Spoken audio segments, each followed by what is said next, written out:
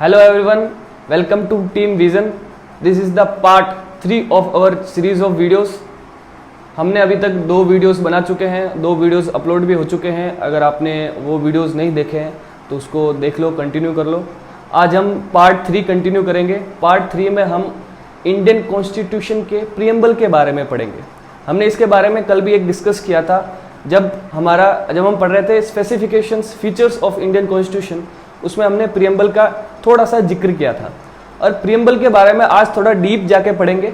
देखो, जब हम कॉन्स्टिट्यूशन की जो बुक खोलते हैं, स्टार्टिंग में ही जब हम पहला पेज होता है, पहले पेज में ही लिखा होता है ये प्रीएम्बल. प्रीएम्बल मेनली आया कहाँ से, मतलब ये इसका आइडिया आया कहाँ से, प्रीएम्बल का मतलब क्या है? प्रीएम्बल का मतलब है इंट्रोडक्शन ऑफ द कॉन्स्टिट्यूशन. मतलब इस कॉन्स्टिट्यूशन बनाने के पीछे जो हमारे लीडर्स का आइडिया क्या था, उनकी सोच क्या थी कि भाई इंडिया कहाँ तक बढ़ना चाहिए, कैसे बढ़ना चाहिए, इंडिया में क्या क्या होना चाहिए, उसकी जो सोच है, मतलब क्या सोच लेके वो कॉन्स्टिट्यूशन बना रहे हैं, वो सब प्रीएम्बल में डिस्क्राइब किया गया. प्रीएम्बल है वो जो इसका हिस्टोरिकल बैकग्राउंड है. जब हमने बात की थी कॉन्स्टिट्यूएंट असेंबली की, कॉन्स्टिट्यूएंट असेंबली में क्या हुआ था, जब कॉन्स्टिट्यूएंट असेंबली कॉन्स्टिट्यूशन बना रही थी, डिस्कस कर रही थी, तब एक ऑब्जेक्टिव रिजोल्यूशन लेके आए थे जवाहरलाल नेहरू. उस समय ऑब्जेक्टिव रिजोल्यूशन लाए थे. उस समय जो ऑब्जेक्टिव रिजोल्यूशन लाए थे वो सिमिलर है एज ए प्रीएम्बल. वो बाद में एज ए प्रीएम्बल इनेक्ट कर लिया गया जब हमने कॉन्स्टिट्यूशन को इनेक्ट किया अपने इंडिया में. तो उसमें ये जो प्रीएम्बल है वो भी इनेक्ट कर लिया था. मतलब जो ऑब्जेक्टिव रिजोल्यूशन उस समय लिया था कि हमारे कॉन्स्टिट्यूशन बनने में ऑब्जेक्टिव्स क्या है, जो उस समय ऑब्जेक्टिव रिजोल्यूशन लिया था, वो हम आज एज ए प्रीएम्बल उसको पढ़ते हैं. डिस्कस पहले हमने कर लिया कि प्रीएम्बल, अगर हम कॉन्स्टिट्यूशन की बुक खोलेंगे तो सबसे पहली जो चीज आएगी वो क्या आएगी? प्रीएम्बल. और प्रीएम्बल की जो लैंग्वेज है पूरी वो सेम है. मैं आपके लिए पढ़ देता हूं, कंटिन्यू करते हैं हम.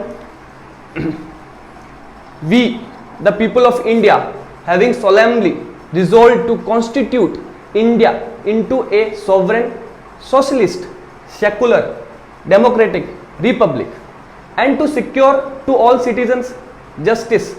Justice में आ जाता social, economic and political liberty of thought, expression, belief, faith and worship, equality of status and of opportunity and to promote among them all fraternity, assuring the dignity of the individual and the unity and integrity of the nation. In our constituent assembly this 26th day of November 1949 do hereby adopt, enact and give ourselves this constitution. ये language थी, ये language है अभी भी. अगर आप constitution अपने India के कॉन्स्टिट्यूशन को उठा के देखोगे तो यही लैंग्वेज वही लिखी होगी, सेम टू सेम लैंग्वेज. तो अगर हम एग्जाम पर्सपेक्टिव से पढ़ें, इस प्रीएम्बल को एग्जाम पर्सपेक्टिव से पढ़ें तो कुछ चीज़ें इंपॉर्टेंट हो जाती है. जो आपको कुछ चीज़ें ब्लू कलर में दिख रही है वर्ड्स, उनके मीनिंग इंपॉर्टेंट हो जाते हैं. और कुछ इनके पास कुछ फैक्ट्स हैं जो हम धीरे धीरे प्रीएम्बल में आगे डिस्कस करेंगे. ओके, सो प्रीएम्बल में मेनली जो इंपॉर्टेंट, पहले इसके जो कीवर्ड्स हैं वो हम डिस्कस कर लेते हैं. कीवर्ड्स में जैसे sovereign, socialist, secular, democratic, Republic, justice, liberty, equality, fraternity and. तो देखो, डिस्कस करते हैं इनके इन वर्ड्स के बारे में एक एक करके, क्योंकि ये काफी इंपॉर्टेंट है. सबसे पहले वर्ड आता है सोवरेन. सोवरेन को अगर हिंदी में बोलेगा तो संप्रभुता. तो इसमें क्या आता है, इस वर्ड्स का कहने का क्या मतलब है? जो इंडिया है, इंडिया के कंट्री है, किसी भी बाहर फॉरेन कंट्री के दबाव में या फिर किसी फॉरेन कंट्री के कंट्रोल में नहीं है. ये खुद एक इंडिपेंडेंट है और इंडिपेंडेंट अपने लॉ बनाती है और अपने सिटीजन्स को उसी हिसाब से ट्रीट करती है. मतलब किसी बाहर के कंट्री का इसके ऊपर कोई दबाव नहीं, एज पर पहले था जैसे ब्रिटिश रूल था. उस इंडिया इंडिपेंडेंट होने के बाद सोवरेन का मतलब यही है कि कोई बाहर का दबाव नहीं, हम अपने डिसीजन खुद लेते हैं. तो ये मतलब हो गया. अगर सोवरेन लिख देते हैं तो इसमें प्रीएम्बल में इसका ये मतलब हो गया. सोशलिस्ट मतलब, अब सोशलिस्ट के मीनिंग्स काफ़ी बदले हुए हैं. कहीं पॉजिटिव मीनिंग लेके जाते हैं, कहीं नेगेटिव मीनिंग आते हैं. तो मेनली जो प्रीएम्बल कॉन्टेक्स्ट के पॉइंट ऑफ व्यू से मतलब क्या होगा?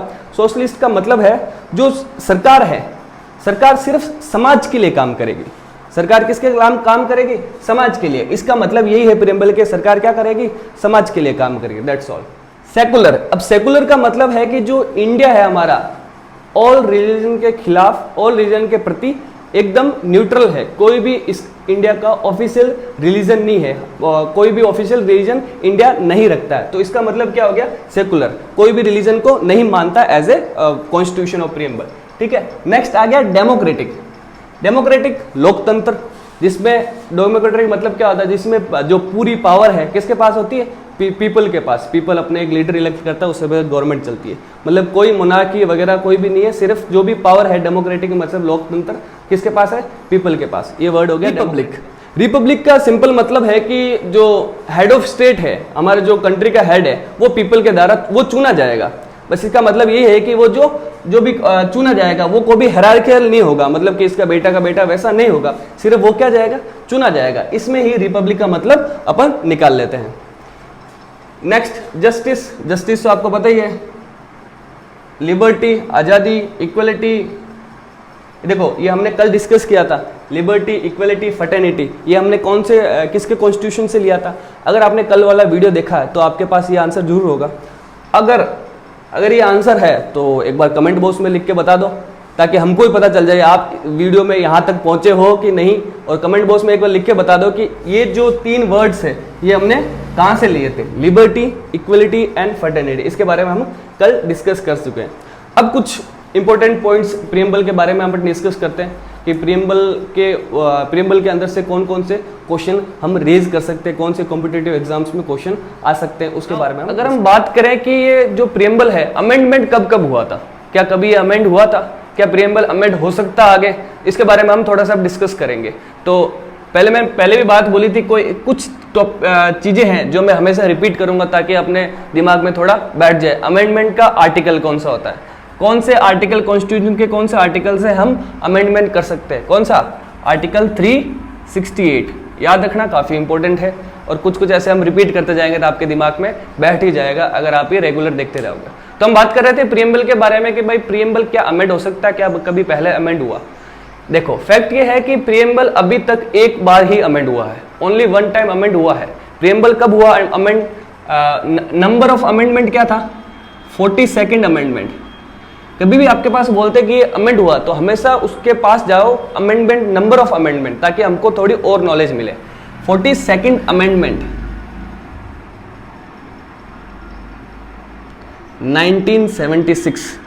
1976 में एक 42nd अमेंडमेंट हुआ। उसमें क्या हुआ, प्रीएम्बल में 3 वर्ड नए जोड़े गए। पहले ये नहीं थे, फिर ये अमेंडमेंट करके 3 वर्ड नए जोड़े गए। कौन कौन से वर्ड है, प्रीएम्बल हमारे सामने चेक कर लेते हैं। वर्ड कौन कौन से, socialist, secular and that this one integrity. ये 3 वर्ड है क्या हमने नए जोड़े हैं जब ये अमेंड करके, हमने क्या 3 वर्ड, सोशलिस्ट, सेकुलर और इंटीग्रिटी, और इनके बारे में अभी हमने डिस्कस कर लिया। अब हम आगे डिस्कस करेंगे क्या ये प्रीएम्बल कॉन्स्टिट्यूशन का पार्ट है। इसके ऊपर काफ़ी डिबेट्स हो चुकी हैं, सुप्रीम कोर्ट में काफ़ी केसेस हो चुके हैं। हम कुछ केसेस के बारे में इधर डिस्कस करेंगे जिससे ये कुछ जजमेंट्स है, इंपॉर्टेंट जजमेंट्स है, वो हमको पता करते हैं। केसेस काफ़ी बड़े बड़े हैं लेकिन हमको इनके बस नाम और इनके जो डिसीजंस क्या रहे वो हमको याद करने की कोशिश करना है। सबसे पहले केस आता है बेरीबोरी केस। बेरीबोरी केस आता है 1960 में। इसमें क्या हुआ था, सुप्रीम कोर्ट ने सुनवाई की थी, लास्ट में ये रिजल्ट निकला था। सुप्रीम कोर्ट ने बोला था कि जो प्रीएम्बल है is not a part of constitution. उनकी उस समय दलील यही थी कि भाई इसके ऊपर कोई आर्टिकल नहीं लगा हुआ है, कोई इसी के ऊपर स्पेसिफिकेशन नहीं है, तो ये जो प्रीएम्बल है is not an part of our constitution. तो ये उन्होंने उस समय डिसाइड कर दिया था। लेकिन फिर आगे केस आता है सुप्रीम कोर्ट में, एक वापस केस जाता है केशवानंद भारती केस। केशवानंद भारती केस था 1973 में।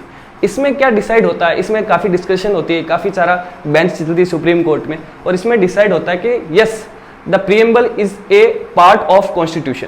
प्रीएम्बल एक कॉन्स्टिट्यूशन का पार्ट है, अभंग पार्ट है। अब प्रीएम्बल एक कॉन्स्टिट्यूशन का अभिन्न पार्ट है। लेकिन एक नेक्स्ट जो केस आता है LIC ऑफ इंडिया केस 1995, उसमें क्या होता है, थोड़ा असर्ट कर देते हैं, फिर एक स्टेटमेंट निकल के आता है कि the preamble is the integral part of Indian constitution. जो मतलब जो प्रीएम्बल है वो एक अभिन्न अंग है इंडियन कॉन्स्टिट्यूशन का। इंडियन कॉन्स्टिट्यूशन का आइडिया क्या है, इंडियन कॉन्स्टिट्यूशन के पीछे बनने का आइडिया क्या है, वो सिर्फ कहाँ से है, प्रीएम्बल से आया हुआ। तो लास्ट में अभी तक जो डिसीजन है, जो डिस्कशन हुआ, लास्ट में यही है कि जो प्रीएम्बल है is the integral part of Indian constitution. ठीक है। और एक प्रीएम्बल के आगे एक और पॉइंट डिस्कस हो सकता है कि जो हमने पिछली बार भी किया था कि जब प्रीएम्बल है क्या अमेंड हो सकता है, प्रीएम्बल अमेंड हो सकता है। इसके बारे में सुप्रीम कोर्ट का एक डिसीजन है। मेनली क्या जो चीज़ें हैं जो काफ़ी कॉम्प्लिकेटेड है एज पर कॉन्स्टिट्यूशन, तो ये ज़्यादातर सुप्रीम कोर्ट के पास ही जाती है और उस समय जो उनकी जो बेंच होती है वो डिसाइड कुछ अपना फैसला सुनाती है उसके ऊपर।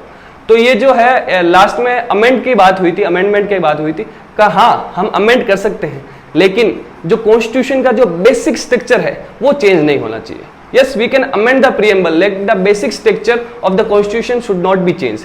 तो मेन ढांचा है जिसके ऊपर ये बनाया गया है, अब उस ढांचा ही तुम बिगाड़ दोगे तो मतलब क्या रहेगा। तो सुप्रीम कोर्ट का यही कहना है कि हम अमेंड कर सकते हैं लेकिन उसका बेसिक स्ट्रक्चर सेम रहना चाहिए।